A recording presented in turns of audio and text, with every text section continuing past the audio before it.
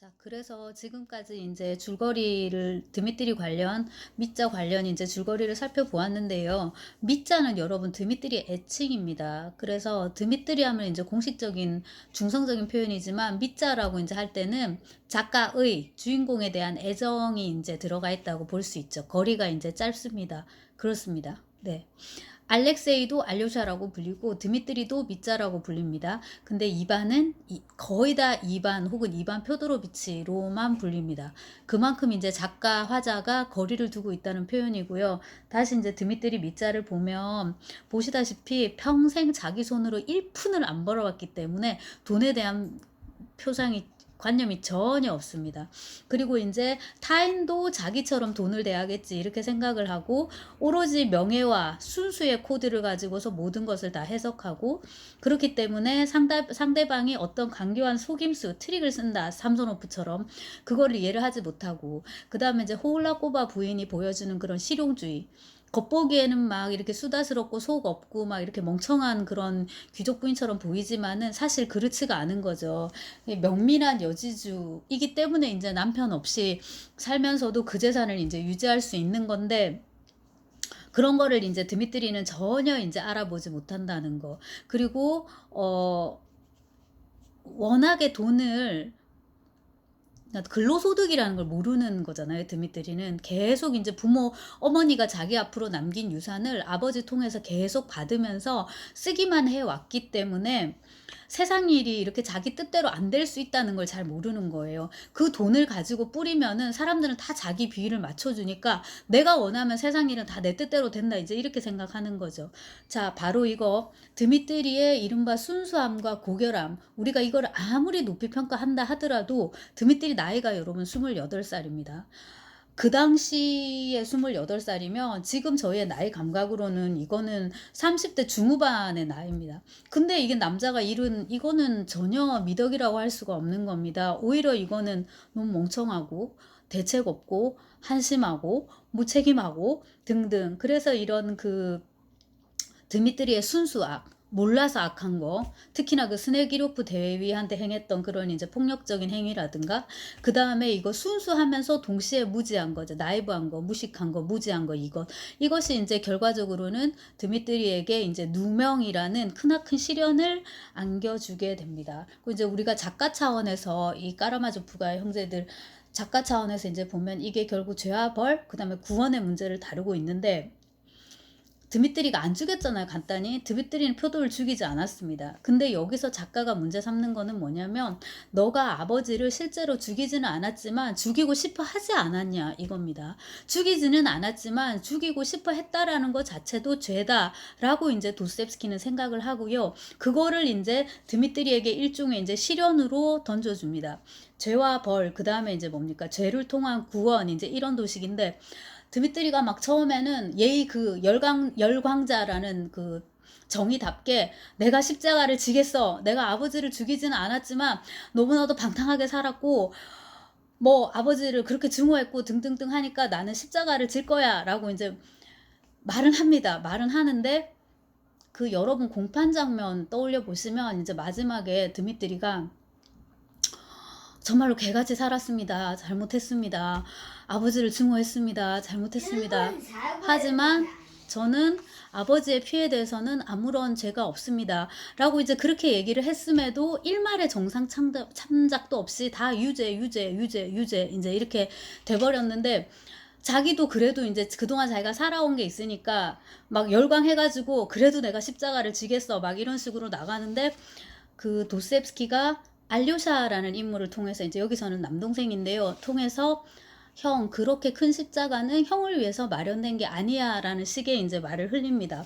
형은 준비가 안 돼 있고 또 그런 십자가는 형을 위한 것이 아니야. 뿐더러 준비도 안 된 형한테 그런 위대한 순환의 십자가는 필요하지도 않아. 만약에 형이 아버지를 죽였다면은 나는 형이 십자가를 거부하는 걸 유감스러워 했겠지. 하지만 아무 죄도 없는데 형이 그런 십자가를 진다는 거는 너무 가혹해 라고 표현합니다. 그래서 제가 여기서 꼭 강조드리고 싶은 게 죄와 벌, 나아가서 죄를 통한 구원, 그 다음에 한 마리의 길 잃은 양, 나중에 입안할 때 또 얘기를 많이 하겠지만 이런 그 종교적인 주제를 다룸에 있어서 도스옙스키가 그 엄격하고 경직된 도덕률, 그다음에 이게 막 구닥다리 같은 캐캐 묵은 그런 설교로 일관하지 않습니다. 오히려 이제 도스옙스키는 이 드미트리를 대함에 있어서 도스옙스키식 리얼리즘이랄까요? 이제 그런 식으로 접근을 하는데, 본인이 유형살이를 해봤지 않습니까, 여러분? 유형살이라는 게 결코 만만한 게 아닌데, 결코 그렇게 만만한 게 아닌데 자기가 죽이지도 않았단 말이에요. 근데 죽이지도 않았는데 누명을 쓰고 살 만큼 그렇게 만만한 게 아니다라는 걸 도스옙스키가 알고 있고, 그다음에 캐릭터의 일관성이 있습니다, 여러분. 성격적 일관성이라는 게 지금까지 드미트리의 성격으로 보건대 과연 그 몇 년에 걸친 그 시베리아 유형을 견딜 수 있을지.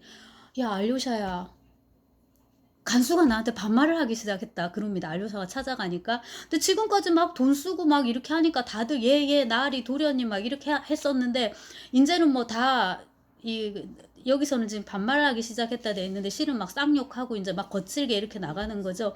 그래서 우리가 좀 나중에 뒤에 그 최후배 6호실 같은 데서 보게 되는 이제 그런 장면, 정신병동에서 막 이렇게 사람들 마구 때리고 말 안 들으면 이제 그런 식의 이제 장면이 연출되는 거예요. 그래서 드미트리도 그 생각을 하는 거예요. 야, 나 가면 이제 못 견딜 것 같아.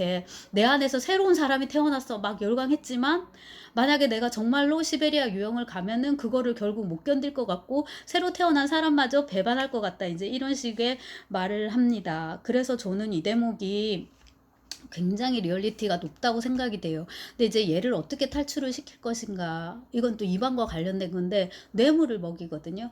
지금처럼 KTX 타고 유영지로 가는 게 아니기 때문에 중간중간에 이렇게 마차를 이렇게 갈아타야 됩니다. 마차가 아니고 이제 걸어서 가더라도 이게 중간중간에 쉬면서 이제 이렇게 갈아타야 되는데, 중간에 그 간수를 이제 매수를 하는 거예요. 그러려면 돈이 필요하지 않습니까? 그 돈을 이제 이반이 되는 걸로, 그러니까 네, 형이 받아서 마땅한 형의 몫의 유산을 자기가 이제 받게 된 거잖아요. 아버지가 죽고 나서 형은 저렇게 됐으니까 그 돈을 이제 양심의 가책을 이제 받는 거죠, 이반이. 그거를 이제 형의 탈출 비용으로 되는 식으로 이렇게 하고, 알료샤 말이 만약에 형을 그렇게 탈출시켜서 큰 문제가 생기면은 우리도 좀 그렇겠지만 그냥 간단한 문책으로 끝날 거다, 이런 식으로 해가지고 드미트리하고 그루신카를 같이 묶어서 빼낸 다음에 아메리카로 보내는 걸로 이제 이렇게 줄거리를 이제 설정을 하고 있습니다. 그래서 드미트리 말 속에 보면은 아메리카에 대해서도 조금 나오는데, 그곳에 가가지고 우리는 수염도 새로 달고, 요즘이면 성형입니다. 그렇게 해가지고 완전히 새로운 사람으로 살다가 나중에 다시 러시아로 돌아올까요? 막 등등등등, 뭐 말은 완전 다 청산유수입니다. 이렇게 해가지고 결과적으로 이 드미트리를 시베리아로 보내지 않고 아메리카로 보내려고 하는 이 작가의 의도에서, 작가의 이 마지막 이제 이 선택에서 도스옙스키식 리얼리즘이 돋보인다라는 거, 세상의 이치, 인물 성격의 일관성, 그 다음에 이거는 어쨌거나 웃긴 거잖아요. 재밌고 건강하고 그런 것들이 이제 보인다라는 것이고, 이렇게 이제 고행과 순환 끝에 구원의 가능성을 향해서 드미트리는 성큼 다가서게 된다. 근데 이제 우리가 그에 앞서서 이른바 드미트리의 태제에 대해서 살펴봅니다. 제가 앞선 동영상에서 말씀을 드렸는데, 강의에서 까라마조프가의 형제들은 각자가 다 고백을 한다. 이 소설 자체는 그 각각의 고백록들의 모음이다. 모음이다라고 이제 모음이다라고 이제 할 수가 있는데, 드미트리 역시도 마찬가지입니다. 드미트리는 총 3종류의 이제 고백을 하는데, 하나는 시의 형식, 하나는 일화의 형식, 그다음에 이제 마지막 곤두박질 이제 이렇게 드러납니다. 이렇게 되는데, 그 드미트리의 이른바 태제는 내가 잘 모르기 때문에 무조건 받아들인다, 이겁니다. 그래서 세계의 모순 앞에서 이반은 그거는 내 머리로 못 푸니까 나는 절대로 받아들이지 않겠어, 거부하겠어, 반역, 이렇게 이제 반항하고 반역하고 그렇게 이제 나간다면은, 드미트리는 반대로 너무 어려워, 이해가 안 돼, 왜 이렇게 인간은 복잡하고 왜 이렇게 세계는 모순으로 가득 차 있는 거야, 정말 모르겠어. 그렇기 때문에 뭡니까, 더 고개를 숙이고 그 모순을 받아들인다라는 쪽으로 나갑니다. 이 점에서 이제 더더욱 이제 드미트리는 환멸과 권태와 분열을 모르는 이상적 낭만주의 의 숭배자다운 그런 순수한 면모가 부각된다라고 이제 제가 여기 올려 자료에 보면 이제 그렇게 써놨는데, 이게 이제 실러입니다. 실러. 실제로 이제 실러가 이랬다 이런 것보다는 도스토옙스키가 이해한 실러가 이거다. 이렇게 이제 보는 게 더 맞는 거죠. 정확하게는. 그리고 이제 실러에 대한 도스토옙스키 자신의 탐닉을 드미트리한테 이제 다 쏟아붓습니다. 그래서 이제 드미트리가 자기 잘 모르는데 이러면서 막 실러의 환희의 손과 이런 것도 막 얘기를 하고 그렇거든요. 그리고 이제 드미트리가 누구야? 저기 알료샤 앞에서 막 쭉 늘어놓는 얘기 중에 1권에 여러분 227쪽, 228쪽에 걸쳐 있는데요. 제가 일부분 읽겠습니다. 비밀이 정말 너무도 많은 수수께끼들이 지상의 사람을 짓누르고 있어. 그리고 이제 이 수수께끼를 풀어보라니 너무 힘들다는 거죠. 자, 그리고 더 끔찍한 것은 영혼 속에 이미 소돔의 이상을 품은 상태에서도 마돈나의 이상을 또한 부정하지 못하여 그 때문에 죄악을 모르던 젊은 시절처럼 자신의 가슴을 진실로 불태운다는 거지. 소돔에 빠져 있으면서도 여전히 마돈나의 이상을 탐닉한다. 더더욱 많이 탐닉한다. 이제 이게 아이러니고요. 이때 소돔은 이제 우리가 아는 그 소돔과 고모라의 소돔이고, 이제 마돈나는 성모 마리아 마돈나, 그러니까 가장 성스러운 것, 가장 아름다운 것에 이제 그냥 이 비유라고 보시면 됩니다. 아니야, 인간이란 넓어, 너무도 넓어. 나는 차라리 축소시켰으면 좋겠어. 젠장, 도대체 뭐가 뭔지 알게 뭐람. 정말 이성에겐 치욕으로 여겨지는 것이 마음에게는 완전히 아름다움이니 말이야. 소돔에도 아름다움이 있을까? 쭉쭉쭉 가서 정말 무서운 건 말이지, 아름다움이란 비단 섬뜩한 것일 뿐만 아니라 신비스러운 것이기도 하다는 사실이야. 그러니까 여러분 이거 줄치고 받아 적으십시오. 악마와 신이 싸우는데 그 전쟁터가 바로 사람들의 마음속인 것이지. 제가 다시 한번 부릅니다. 그 다음에 악마와 신이 싸우는데 괄호치고, 이건 이제 괄호 넣기 객관식으로 항상 이제 한 학기도 빠지지 않고 이제 문제로 내왔던 건데요. 여기서 이제 가지고 와가지고 연구자들이 악마와 신이 싸우는데 그 전쟁터가 바로 어디다? 도스토옙스키의 소설이다. 이제 이렇게도 말을 하는데, 요게 이제 말하자면 드미트리의 이제 태제입니다. 인간이라는 거 너무 넓어서 축소시켜야 된다는 거. 정말로 모순 덩어리라는 거. 항상 그 마돈나의 이상과 소돔의 이상을 동시에 갖고 있다라는 거. 즉 인간의 내면에는 악마와 신이 공존하고 있다라는 거. 그것입니다.